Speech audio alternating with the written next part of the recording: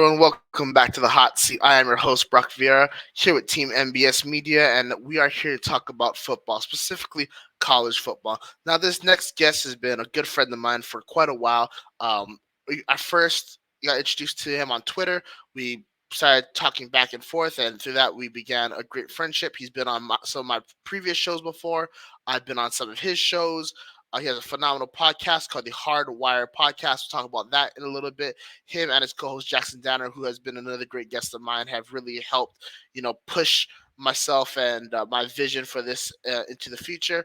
So we're going to talk about his beloved Army Black Knights, talk about their season coming up, what we can see, what we can expect, and the pros and cons associated with running an offense quite like theirs.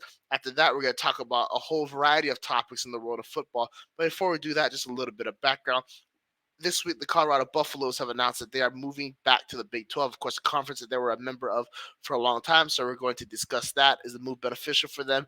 Is it not? Where does the Pac-12 go from here? Something I kind of covered in my last episode, but now we're going to have an outside voice to really talk about that and dive into it. And then we're also going to hit on a few other things, and we're going to finish off with a special USFL conversation. This guy knows the league. He studies the league. This guy knows everything about it. This gentleman is a writer, podcaster, and analyst. It is my great honor to welcome in Omar Borja. Omar, welcome to the show. How you Thanks. doing? I'm so glad to be on. I mean, nothing better I want to be doing, on my weekend and early in my weekend. This is a great way to start off my weekend. Just excited for it. Absolutely, and we're so happy to have you here. Of course, once again, we are burning the early morning oil to get this show done. But kind of working hard is kind of built into you, kind of ingrained, considering the amount of football that you watch and consume on a daily basis. Now, as I previously mentioned, we're going to talk about Army football. Now, Army went 6-6 in 2022. They did have a little bit of a spark in the possibility of Andre Carter being a first round draft pick. Obviously, that didn't happen for a variety of reasons. And now, Jeff Monken, head coach for Army, is entering, I believe, his ninth season in charge of Army. Maybe either ninth or 10th. Either way, he's been there for a while. He's accomplished a lot there. He finally got Army over the hump against Navy. Last year, they also won the Army Navy game as well. What does 2023 look like for Army? I think it's an interesting question for a lot of Army fans because it's just so it can go out a variety of ways. I mean, a lot of us are optimistic, me included, that Army can get to the 7-win hump because Army's let's be honest, they've struggled forming an Omar, independent I schedule. hate to interrupt you, but could you just give us 1 second? We are experiencing, unfortunately, a bit of a technical difficulty. Okay, no Uh, worries. let's see if we can get this back on track and get back rolling.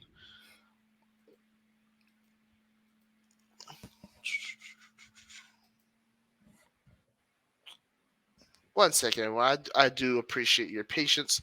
Oh, Let's no see if worries. we can get this back. This is what happens when you do things early in the morning, unfortunately. Sometimes the computers might not want to wake up. All right, I believe we have you back. Omar, can you just talk into the mic briefly? Okay, test one, All two. right, we have Okay, you back. Excellent. Sorry for the quick no, interruption, no but can you worries. get back to what you were saying? Yeah, so I mean, I was saying it can go a variety of ways. I mean, really, there's not really consensus about how the season can end up. Really, I mean, a lot of people think that we may have the same situation as last year, missing out on a bowl. A lot of people are optimistic, like me, thinking that we can get 7 wins. And then looking at it, I mean, we need to upset, I think, to get the 7th win, but I think we can get it this year.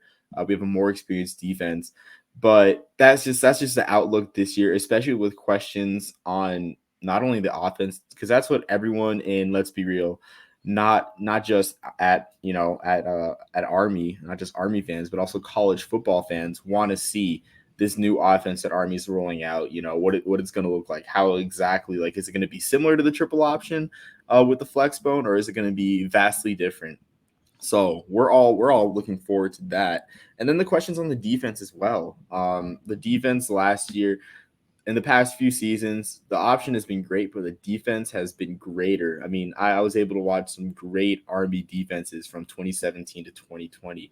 And honestly, probably some of the greatest service academy defenses of, in the past like 50 years. Might be an exaggeration, but I truly believe it.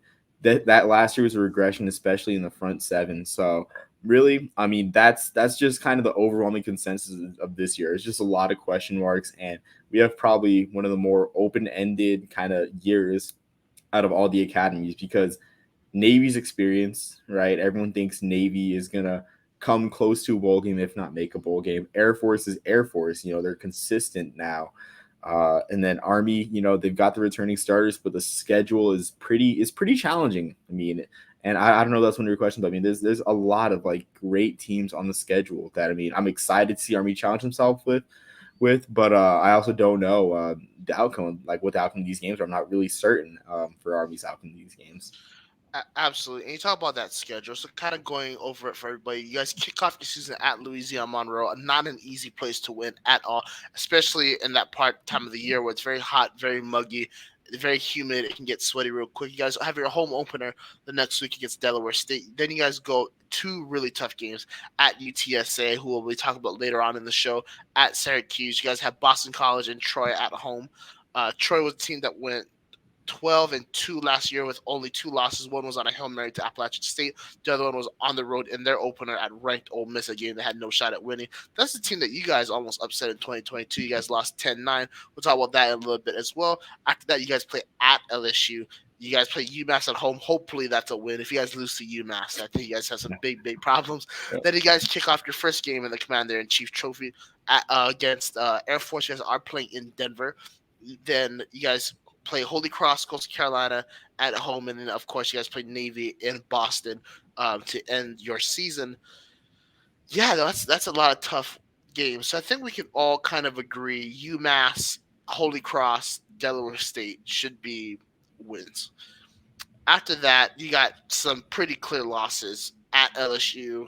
I think at Syracuse, you guys have a shot to win at Syracuse. Don't get me wrong, but after last season at Dino Babers, I think that's a pretty good thing to say is that Syracuse was pretty much a confirmed loss. And then I think you have a bunch of toss ups. I do think you guys lose to Air Force, but at the same time, I thought that last year, and even though you guys did lose, you guys only lost by 6 points, 13-7, I believe. You guys are playing in Denver, so of course altitude that always plays a factor into it. But there are some games on here that you guys can win. Looking at that, out of your road games at Louisiana Monroe, at UTSA, at Syracuse, at LSU, and then of course we have to do the neutral games, Air Force and Navy. Which games of those do you think Army could and should win? So I guess I'd want to add like two kind of I wouldn't say gimmies, but projected wins to the bag. I'd say Louisiana Monroe would be one.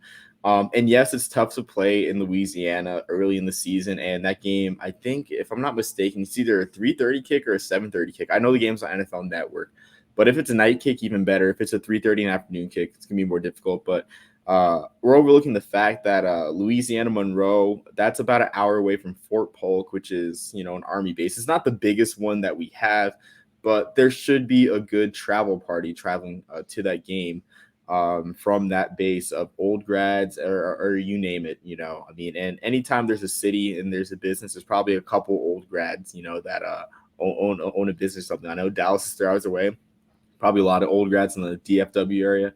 So I'm going to add that one. And then Boston College as well. I think Boston College's play style kind of matches up well with Army, and I think Army could match up well in that one.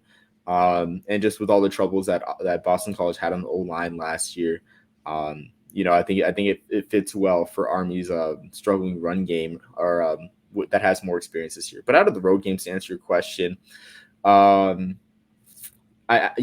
of course, I think they have the best chance, and I'm kind of tempted to say UTSA because that game's on a Friday night, and then you have the military presence in the San Antonio area, so that's like not as much as a road game as you would think. I mean, compared to other teams that UTSA plays, I would venture to say like you see a 70-30, if not a 60-40 split in UTSA and Army fans. But I mean, Frank Harris again, like too tough to overcome. He diced us up last year, so I'm not as like keen on saying that.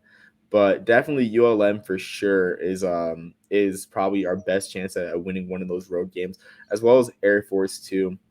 I mean, those academy games, like Air Force was more than 6 points better than us as a team last year. The game was 13-7. The defense played strong. throughout. We were on our third string quarterback in Jamel Jones starting the game. We still somehow kept it within 6 points with a chance to win at the end. Unfortunately, we got picked off, but with that one too, with the team with more experience and a defense with more experience, and especially the huge thing as well too for Air Force. Air Force loses Brad Roberts, who I firmly believe should have been a Heisman finalist last year at fullback for Air Force. I mean, his stats weren't the best in the country, but what he meant to that team, uh, everyone knows the option runs through great fullback play, and he had over, I think, I don't know if it was 1,600 yards or 1,400, but he had honestly a generational year for a fullback. They don't have Brad Roberts anymore. They do have Zeke Daniels, but Brad Roberts is gone, and that makes things a lot more manageable for Army in that game against Air Force. And I'm willing to say that you will see less of an Air Force home crowd. The last 2 years in the Commanders Classic, the crowds have been strongly Army. Um, Air Force. I think I don't think they'll pack. I'm about to call it Mile High, whatever the stadium's called nowadays in Denver. I was about to swing and miss and say Sports Authority again too, but I whatever think the it's stadium's called. Empower Field. Yeah, there we go. Empower. Yeah, Empower Stadium. Um, Army, there's an Army base an hour away. I mean, Army fans do travel well to these types of games, whether they be, good old veterans, old grads and stuff. So I think Air Force and ULM are our best bets for road games. Sorry for rambling. No, absolutely. I mean, that's why we brought you on here. You want to get your expert analysis. I would like to inform everyone that Louisiana Monroe has gone 4-8 under the past 2 seasons with Terry Bowden as a head coach. So I think that there's a tremendous ability for Army to win at Louisiana Monroe. And then also last year, you guys played UTSA at home in 2022, lost 41-38 in overtime. UTSA will be playing you guys this year without star wide receiver Zakir Oh, Franklin because he transferred to Ole Miss. That's just another thing to keep in mind. We're going to be talking about Army. We're going to be talking about Air Force a little bit later.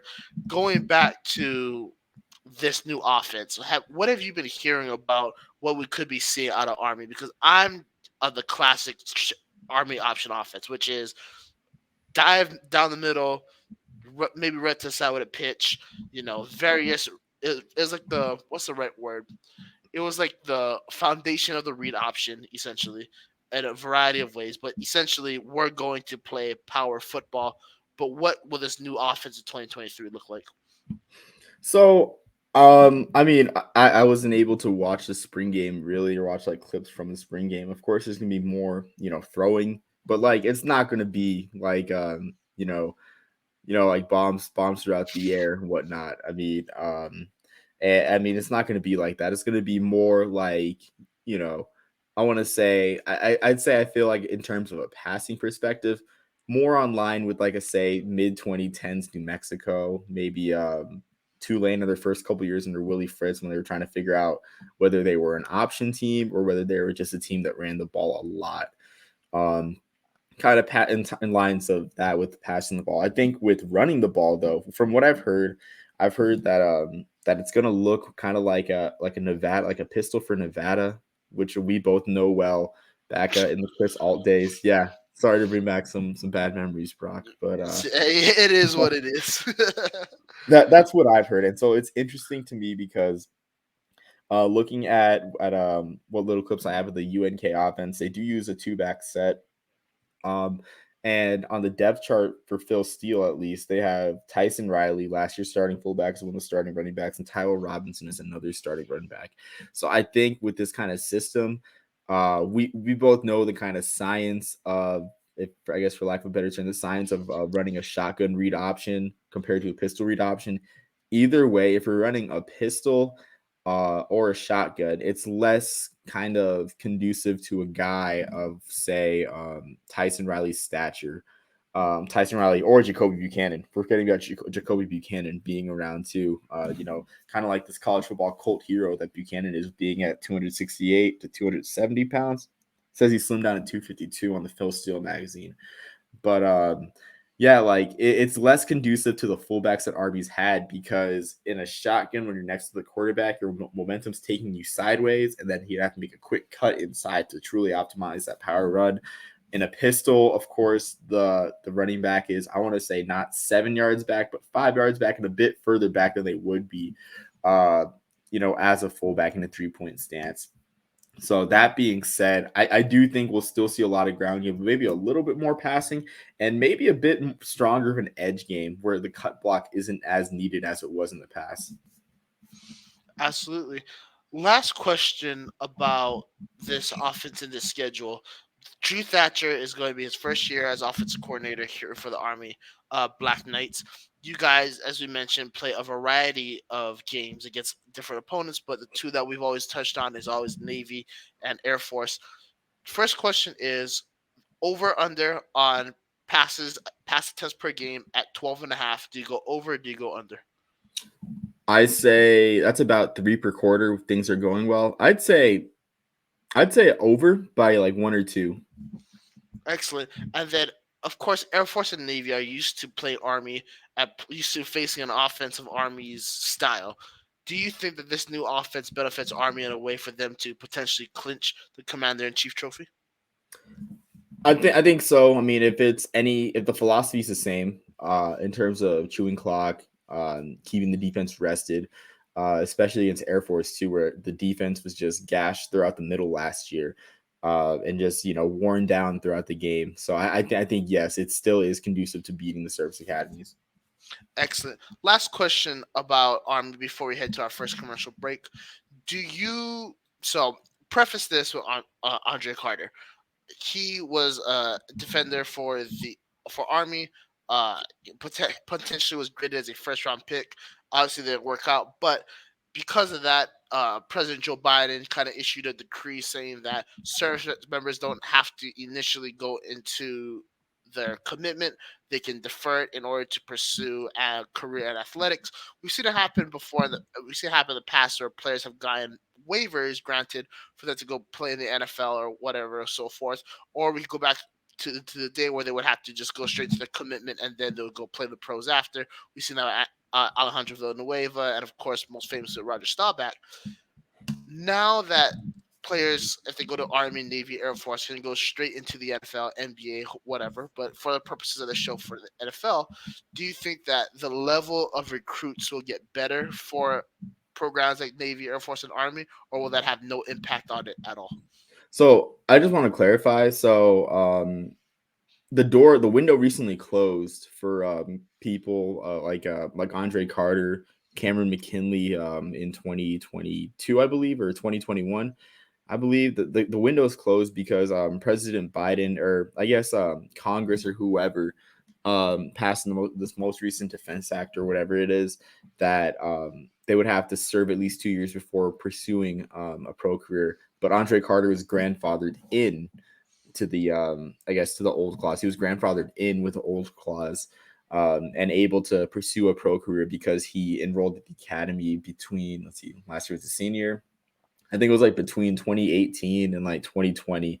So I think so he was grandfathered in. So I think with that being said, I think recruiting will be hurt a little bit, but I feel like a lot, like the amount of guys going pro, or that were can't miss prospects in these past few years is like, and I want to bracket it between Keenan Reynolds all the way to this date. It's only a handful of guys even still. So I feel maybe a slight decline in recruiting.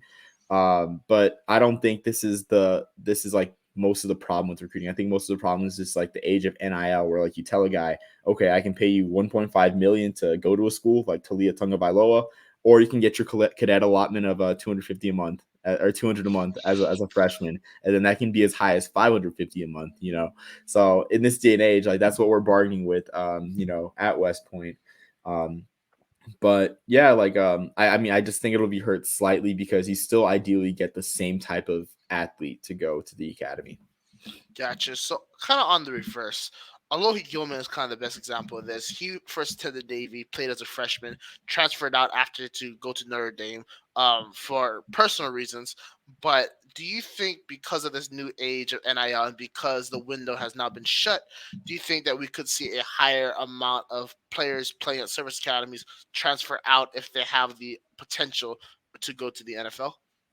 Yeah, so I do think that that is a factor because even this year alone. Looking at Redshirt Sports, and this is a shameless plug for the site that I write for. They tweeted out or they retweeted a post that Mark Walker, a Navy starting receiver, um, probably their favorite receiver of Army fans because he notoriously was tackled for a safety in the 2020 game. um, that's I mean he was a fine receiver for Navy, but that's what I remember him for. He transferred to Monmouth, right? So and you kind of think about it, it's like Navy, Monmouth, like it's not exactly like an upgrade, but in terms of having a pro career and cycling through the ranks as as I guess you're gonna have me talk about like later on the USFL, the XFL, this is a move in the best interest of his career for a guy like Mark Walker playing receiver. And plus, they just throw the ball more as well. So it definitely is an upgrade for his career.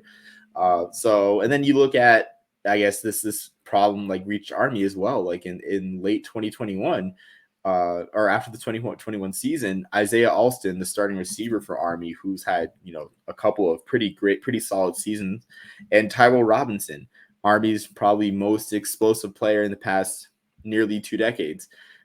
They both thought about going to the transfer portal after their sophomore seasons, before they had to affirm their commitment to the military and before leaving Army would be I guess would hurt them badly monetarily.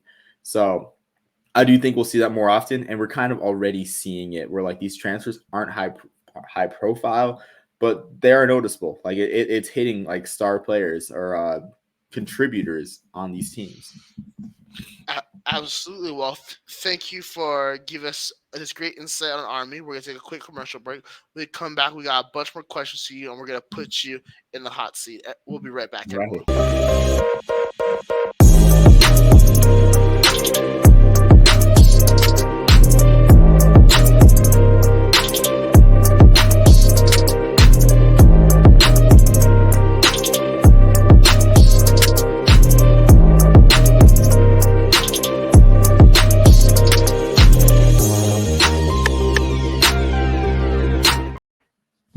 Welcome back, everyone. Yes, they are the force that drives the show, Team NBS Media. Check out Team NBS Media's content at teamnbsmedia.com. They're on all your social medias. Give them a follow.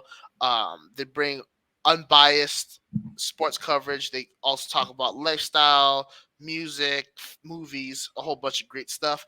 Team NBS Media.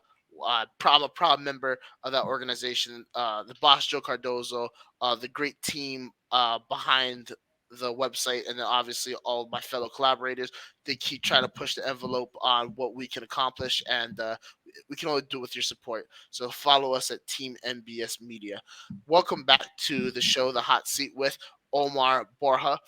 We just covered Army football, a team that is very close to Omar's heart. But like I said, he is a nodule man in the world of football in general, and that's exactly what we're going to talk about when we put Omar in the hot seat. For those of you who don't remember, or those of you who are just joining us for the first time, here's how the hot seat works. I'll ask Omar a question, he will respond. I will give a rebuttal to that response, whether I agree with it or not, and then he will give a final rebuttal to that rebuttal, and then we will move on to the next question. As mentioned at the start of the show, we talked about the Colorado Buffaloes. Colorado has recently announced that they will be moving back to the Big 12, a conference for which their majority of their history, at least their great history, has been in. In the Big 12, they have multiple conference championships and even a national title. They also had a Heisman winner when they were in the Big 12 in Rashawn Salam.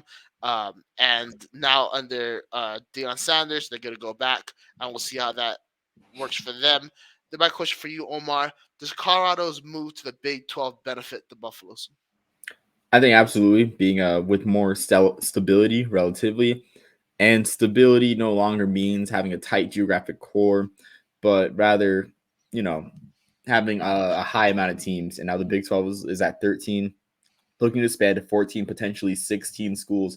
So it was better. And just the inaction of the Pac 12 has just been mind boggling at this point, whether it be like adding schools, whether, they had the Big 12 on the ropes and they failed to act, they failed to be proactive. And look where they're at now. So I definitely think it's better competitively. I still think it'll be kind of the same because you look at the programs in the Big 12, like, do I think that Colorado now can compete with Oklahoma State, Kansas State? Who else is in the top echelon of the Big 12? those schools are escaping me right now, but like I don't think they can compete right now with like the top echelon of the Big 12, and I think it will take them a while still. But excuse me, recruiting into Texas will be huge. With I mean TCU as well. Yeah, recruiting into Texas will be huge. But I just do not think that they can compete right now. But it was best stability wise. And the name of the game is not being in a conference you can compete in. It's being in a conference that you can make money in and stay in for a long time. That's just the name of the game these days. Absolutely. So the move is definitely an upgrade from the Pac-12. I think we can all agree on that. But the issue that I have when it comes to the Big 12 is that they have yet to really secure a solid TV deal. And what I mean by that is that, yes, they are associated with Fox, but when it comes to Fox's big thing, which is the big noon kickoff, it's Big 10 teams that are normally put on there instead of Big 12. And matter of fact, if we're being honest about it, the only times that I can remember Fox consistently covering the Big 12 on Big Noon Kickoff is when it's Texas and Oklahoma, and that's because it's one of the biggest games of the year. And even then, um, that coverage of that game can vary from network to network. The issue with the Big 12 for Colorado is, yes, it does give them a better opportunity to recruit. Yes, it does give them a better opportunity to compete, and it's definitely a step up from the Pac 12, but it also isn't a real needle mover for me. The Big 12 is grasping for straws in the wake of Texas and Oklahoma announcing their departure to the SEC. Who is that team? Now I know everyone might be looking at me like, oh well, TCU literally played in the national championship game this past year. TCU also needed a variety of things to happen and go their way for them to even make the college football playoff in general.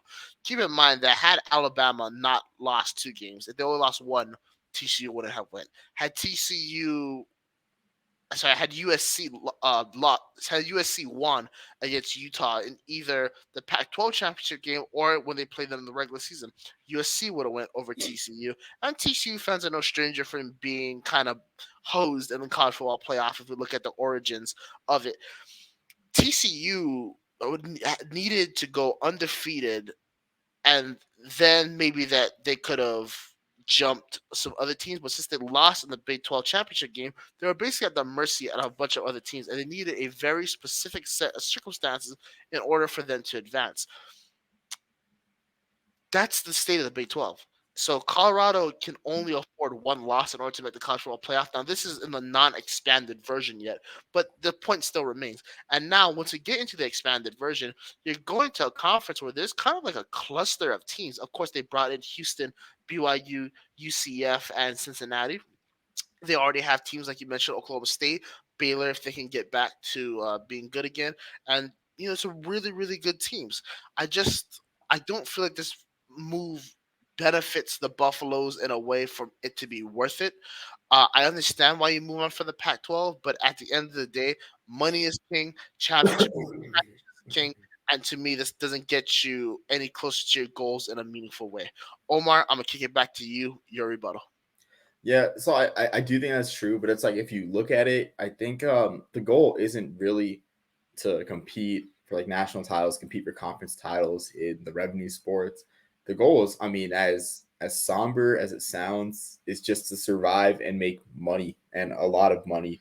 Um, and this was a necessary move for Colorado going back to the Big 12 because I know the Pac-12, which I mean, I guess I'm spoiling one of your questions later on. The Pac-12 is, pretty much, I wouldn't say it's on its deathbed, but they're in a tenuous spot where they're going to want to act quickly, and they're going to be volume additions, but it's going to be additions to survive, for that matter. So big. I mean, if you look at Colorado, it's like you want to be. I mean, I think everyone wants to be a small fish in a big pond. Like you look at Vanderbilt. Vanderbilt competitively should move to maybe the American conference, or probably the American conference would be the best fit for Vanderbilt. But they're making so much money in the SEC. It's like they don't care that they will never, realistically, never make an SEC title game ever. For the end of time. But that's where they want to be. Like, I mean, I'm just no disrespect to Vanderbilt fans, but that's just how it looks right now. Same thing with Colorado. Yeah, absolutely. I do just want to add quickly that Vanderbilt at least has a national championship baseball team. So at least they compete in the SEC in some type of way, where I feel like Colorado, for a majority of the sports, doesn't really benefit them. But we'll see what happens. if this trend is going to continue on of teams who want to go back to their old conferences, there's two teams out there that may not need to go back financially because they are in financially superior conferences, but from a competitive standpoint, it could really benefit them. Nebraska and Missouri, teams that were traditionally in the Big 12 before they moved to the SEC and the Big 10, respectively. Do you think it would benefit either of those teams if they decide to take a move back to the Big 12?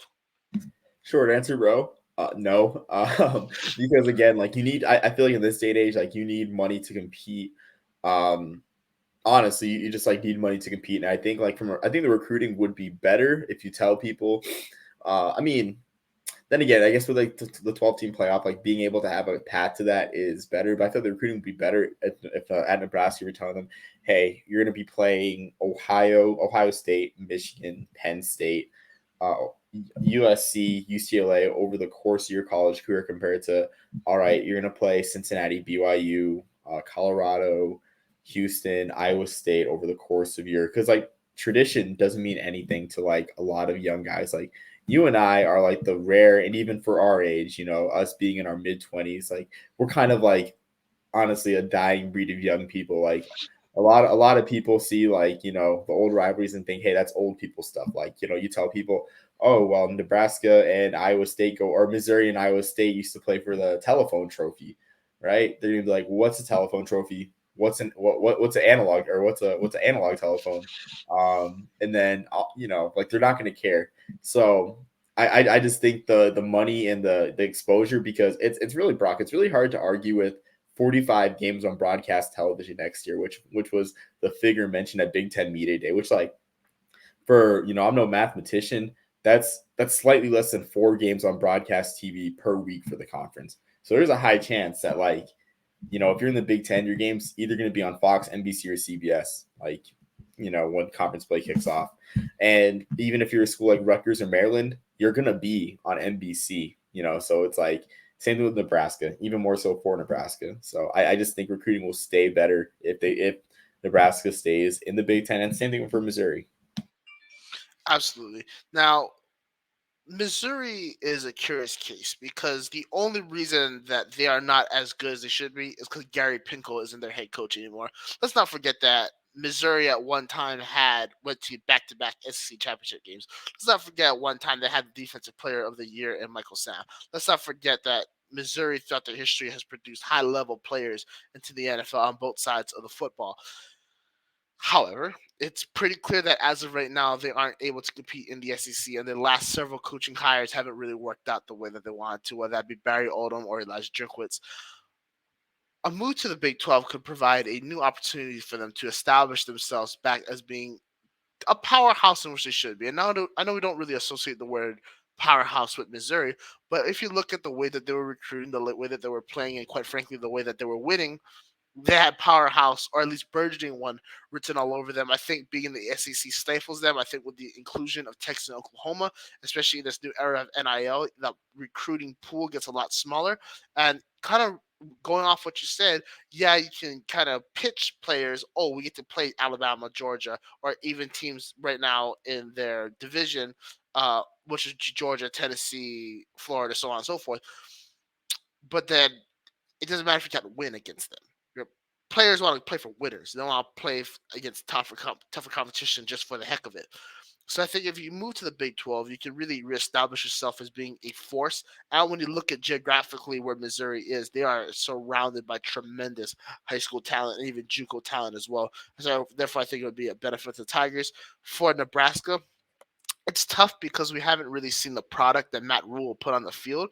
But what we have seen is them fail to replace Bo Pelini, and they haven't made a Big Ten championship game since Pelini was head coach, which is really tough because they play in the weaker division in the Big Ten anyway. They play against Illinois, Iowa, Minnesota, Northwestern, Purdue, and Wisconsin, and they're just not able to beat these teams consistently. Of course, Matt Rule could change that, but when you look at the history of Nebraska, people want to play for the Cornhuskers, and Nebraska was the best in the country when they were a national recruiter. Because we were talking about Mike Rozier, I believe, was from New Jersey, and they brought in a bunch of Polynesian O linemen back in the day. They were plucking players in California and Florida and so on and so forth. Are they going to be able to do that in the Big Ten when you guys got Michigan going after those guys. You got Ohio State going after those guys. You got Michigan State going after those guys who have clearly shown that their boosters are willing to shell out money if needed.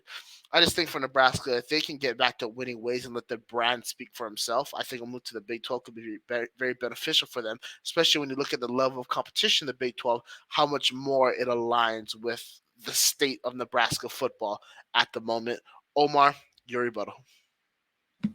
Yeah, so I mean, I'd have to agree with that, but like I feel like you said, like these teams have potential to be competitors, and it's tougher now without the divisional format. The divisional format really was outdated and really didn't get the most out of conference championship games. So yeah, like Missouri made those championship games where they really the second best team in the SEC those years. Debatable. Same thing. I mean, yeah, same thing with Nebraska. When they made a Big Ten the Big Ten title game in 2012, I want to say against Wisconsin. But I mean, I think they truly earned that because that was when that's when those divisions were legends and leaders, the legends and leaders division, and Ohio State, of course, was on probation that year.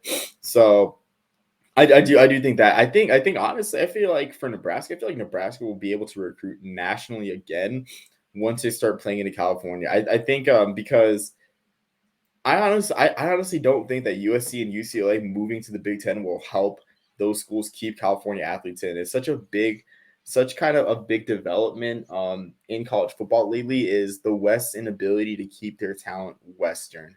And so with that, California is such a rich talent pool, and now Nebraska will be playing in California at least every couple years, if not like at the very least once every 3 years. I think they should be able to get some good quarterback talent from California, and of course get talent from the other positions.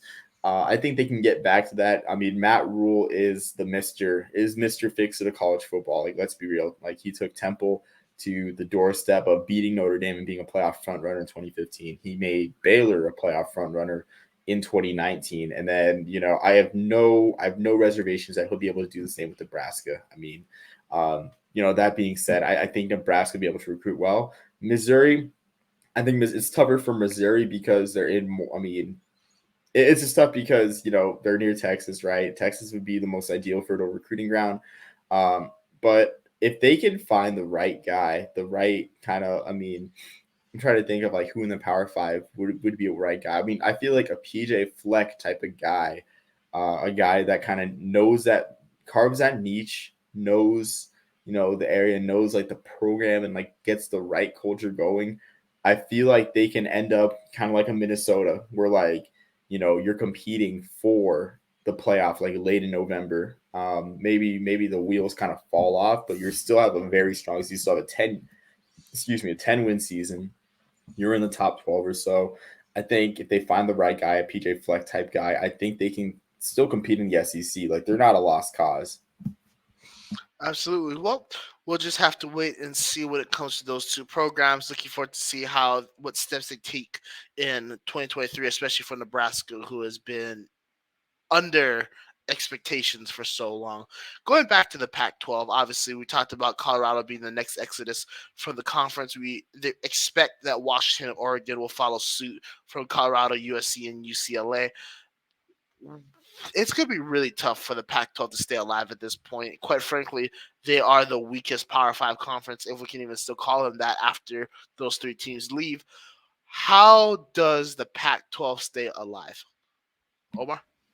So it's tough. So I think the Pac-12 stays alive simply by adding schools. To be honest with you, just adding schools, and if they can pitch themselves as being a better option than whatever conference like some schools are in, like I do still think with the core schools that they have right now, if you tell a school like Tulane, Rice, or SMU, hey, would you rather be in a conference with Charlotte, East Carolina, Florida Atlantic, or would you rather be in a conference with Oregon, Washington State, and all those schools in the Pacific Northwest, Cal and Stanford as well too. Truly brand names that they don't move the needle, I guess, as much as other Power Five schools, but they move the needle more than a lot of schools in terms of viewership in the American. I think they'll have to get schools there, but that would require, sadly, a change of kind of identity and perspective. I guess Colorado State even too. A change of identity and perspective. They could start going into Texas, Houston, and God forbid Louisiana. So I just think that's the way to go. They start adding schools ASAP, and just like, at this point, volume is strength. Maybe that wasn't perspective then, but for the Pac-12, like, volume is strength, like, right now. Actually, I think that the Pac-12 needs to understand that the Pac-12 will no longer exist. However, that doesn't mean that they need to die. I think that they need to secure a merger with the Mountain West immediately. The reason why is because the Mountain West has their stuff together and has had it together for a tremendously long time. They're one of the first conferences to secure themselves a TV deal, and a lot of the teams there are very fun to watch because they throw the ball repeatedly.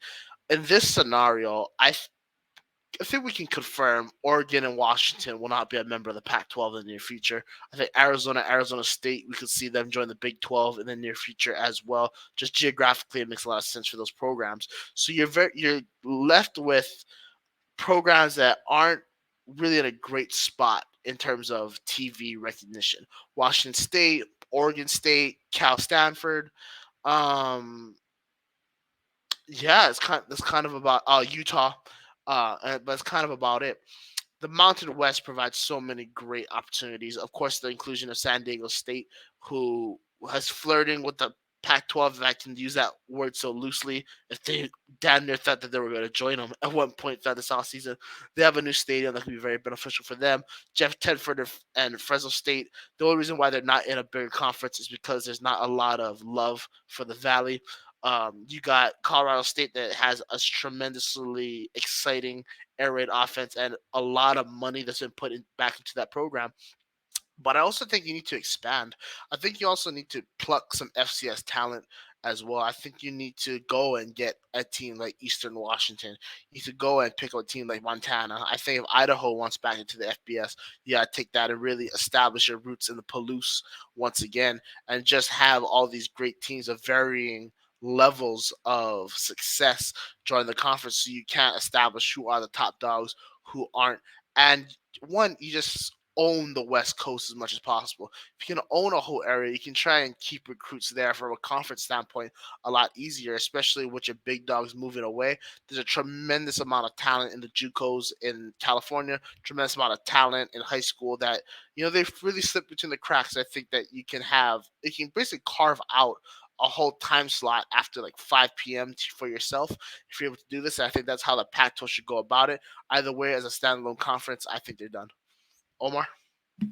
Yeah, I'd have to agree because I really think that Oregon and Washington, that's like their best hope, their best brand names. I think that's the best way of if they're to be a standalone. I think a merger is most realistic because at this point, the Mountain West has a pretty strong brand, a strong emerging brand. If you look at their TV deal, their conference championship game for football is broadcast on Fox every year for starters. They get 3 games a year on CBS. Is it 3? I think it's 2 or 3 games a year on CBS on network TV. And so, like you said, if Fox experimented, Fox proper on the air, over the air, they experimented with after dark games on broadcast TV. I think CBS may soon do that, honestly, because there is money to be made there rather than whatever not live programming that CBS is airing at 10:30 Eastern on Saturdays. So why not put the Mountain West there? So I think that's the most viable option if the Pac-12 wants to keep its Western identity. But I still think there's hope for the conference as a standalone. Like I said, with Oregon and Washington staying, but it's contingent on them staying.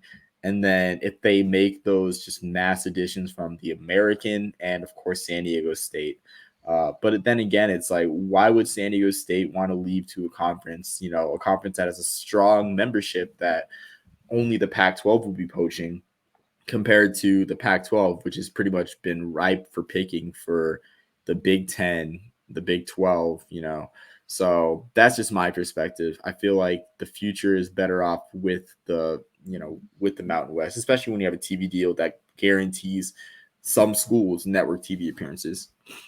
Absolutely. We're going to take a quick commercial break. When we come back, we're going to finish up. We'll talk about the Commander-in-Chief Trophy, and we'll talk about where you guys can find Omar. We'll be right back. This commercial is brought to you by TrueBrain. Say hello to TrueBrain. We're not magicians. We're not going to turn you into a rocket scientist. Unless you're already a rocket scientist. We're not big pharma, but our products are custom made to boost mental output. We empower people to do their best thinking. Welcome back. It is the hot seat. Last question with our great guest Omar Borja talking about Army Football Commander in Chief Trophy. Will Army win the Commander in Chief Trophy in 2023? Um, I mean, answer from an Army fan, yes. I guess realistically though, I do think Air Force is top dog still. They just have so much experience, especially at quarterback. Fullback is a question mark, but I mean, Air Force has experience this year. They seem to hit their groove again with Troy Calhoun, but that doesn't mean that the games won't be close.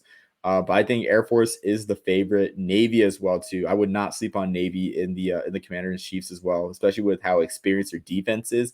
And last year during the UCF game, we saw a team that can make waves this year with their defense and with their offense. I mean, I'm sorry, of course, with their defense, with their offense, but with their defense. And then they have experience at quarterback this year too. I know Navy is going through more minor changes with their system, but Ty Lavatai is entering year 3 as a starter. Xavier Arline has plenty of experience. Whoever starts at quarterback there is already set. And of course, the fullback play for Navy was strong last year with Dabo Fofana having numerous very good games, including against Notre Dame too, where the nation saw him just really play well. Same thing with Anton Hall, who had a 77-yard touchdown run against Army. So I mean, I think it's anyone's game this year, and I'm not just saying that as a cop out. But Air Force is the favorite for sure. But I can see a scenario where all three where any of the 3 teams win it. Absolutely. So I think it's going to be Air Forces this year. I think that, like you mentioned, I think they found the stride under Trey Calhoun. I think the UCF game with Navy was a one-off instead of something that could happen occasionally throughout a season. They also are going through a head coaching change for the first time in forever. I think it's been 20 years that Ken Niumatalolo was the head coach, close to there. So you also got to do it that as well. When it comes to the Air Force game, they're playing in Mile High in cold weather. So I think that's going to be the X factor that's going to give Air Force a little bit of a lift over Army. Air Force don't have to travel that far. They have played under altitude before, so that's why I like Air Force in this style. And once again, we haven't seen this offense be put into action against teams live action trying to hit you every single play, so we really don't know the effectiveness as of yet. And again, when it comes to Navy, I think Navy's going to lose both games in the Commanders in Chief Trophy. I just don't think that we've seen enough from them to really say, yeah, this is a team that can truly compete against both teams, especially Army. Consistently. Obviously, we saw what happened last year. Very controversial, but even the year before that, it took a false fake punt to Diego Fargo to be the difference maker in that game. And if you need all those things to kind of go, they even ran like a triple reverse on like third down that they were able to convert. So some very odd things occurred in that game that gave Navy the win. So with all that being said, I think it's a little bit too much to say with positively that Navy can get it done. I think Army beats Navy, but I think Air Force beats Army for those reasons said. Omar, with that last question, your final rebuttal. Yeah, so I mean, I have to agree. I mean, Air Force is consistent. They do have a variety of returning starters, but I think Navy returns, I think, 18 starters, if I'm not mistaken. I'm gonna look that up right now. I mean, I believe it is 18 starters or so, which like you can't beat, especially with that defense. Like yes, I don't think they'll go around beating top 15 teams or top 20 teams like they beat UCF last year like consistently. But I think that was definitely an indicator of what this team's yeah, they have 17 returning starters, 9 defensively. I think that was an indicator of what that team is capable of this year. And in the Navy game, I guess in the Army game too, I wouldn't say it was much as them. I think they just outplayed us for most of the game too. I think Army ran for only 127 yards that whole game, and then after the first drive, like they ran, I think they ran for around like 50 yards or something that whole game after the first drive. So I do think that I don't think that they got lucky per se or like some wacky stuff happened. I mean, some crazy stuff did happen, but I don't think that was the reason they won. Air Force as well. The gap is kind of narrowed because they only have 5 returning starters on offense, and like I've been talking about, the gap at fullback is huge. And yeah, and Hazik Daniels is not returning actually, so I misspoke. So yeah, Hazik Daniels, his the starting quarterback from last year is not returning. So Air Force is still the favorite, but the gap is kind of, I think, narrower than a lot of people think. Fair. Before we start talking about you, your podcast, where we can find your work, your takeaways from the XFL and USFL this past season.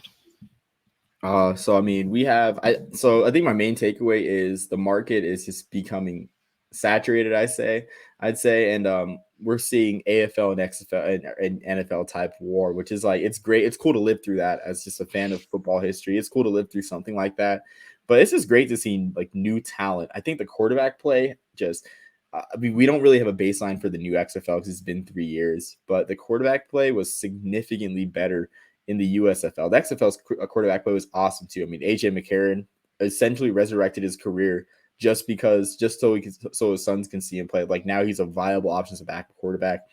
Ben DiNucci got a contract as well. Luis Perez ended his 4-year spring football quest for a title game. So there was a lot of great storylines in the XFL, a lot of great quarterback play. Running back play on the other hand, I mean, you have Abram Smith for DC, and he's a guy. I think honestly, we'll start to see in these spring leagues guys that with how the running back market's going, we'll see guys like Abram Smith, Darius Victor on the New Jersey Generals. We'll see those guys, I think, get more of a look from the NFL because just the mindset with running backs, we're like the highly replaceable. It's like, why not get a guy that has produced at the pro football level and pay him cheap, use him for a couple years, as sad as it sounds, and then just like be done with them. So I think we'll start to see the XFL and USFL be a breeding ground for I mean young running backs, I guess the term would be, but for cheaper running back play. But I was thoroughly impressed with all with the play this year. I mean, any football is just a win, honestly. So that's just my takeaways from the year. Perfect. Well, Omar, where can we find you? You can find me a variety of places. I mean, that's just freelancing life. My podcast is on Spotify and YouTube. It's a hardware podcast. I do it with my good friend Jackson Danner, who I'll be a best man at his wedding for this year. We just talk about the college football award races. We throw in a little bit of a bowl talk and games of the week each week. It's a fun podcast, and I do a variety of other projects on the channel, just talking about the nuts and bolts of college football, whether it be broadcasting, bowl games. I mean, we both know I love my bowl games, Brock, and then as well as broadcast news. So you can find me on hardware. My writings in a variety of places, mainly redshirtsports.xyz, where I do my college writing at the FCS and group of 5 level mainly, but I write about all levels of college football, Division 3 even. And then you can find I write as well for USFL Newsroom a little bit. I do more of my X's and O's practice with a USFL Newsroom. Kind of refine that skill. And then I also write a little bit for Sam Shady Sports for shadysports.net. Sam Shady Sports is a Twitter account, but shadysports.net. And I talk indoor football for Shady Sports. So find me a variety of places and on podcasts, like this with you, Brock. I mean, anyone's willing to talk. I love talking ball with anyone. Yes, absolutely. Check out his work. Check out his podcast. And some of the episodes you've seen me and Omar recently did a podcast where we talked about the ACC and the CW reaching an agreement for the CW, of course, to broadcast their games. CW is under the Viacom banner. So for those of you who want to get up into arms about this move, it's the same thing, just a different place to view it. In the famous words of my college football forecast co-host Bill Carroll, college football forecast is a show that you can watch here at Team NBS Media as well for all your college football needs. We are OUT out. Before we do, one last thank you to Omar Borja. Hope to speak to him too. And to you guys, I say have a good one.